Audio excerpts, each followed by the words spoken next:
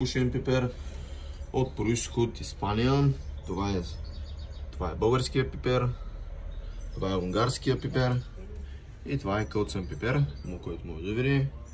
Сега може да видим, че кимиона имаме от происход Виетнам, от Египет е черния пипер и черен пемблян, също от Виетнам. Също така имаме на зърна, който може да види. Разполагаме и с канела цейлонска, тя е лечебна. От Шри-Ланка, разполагаме с куркума, много я купуват хората.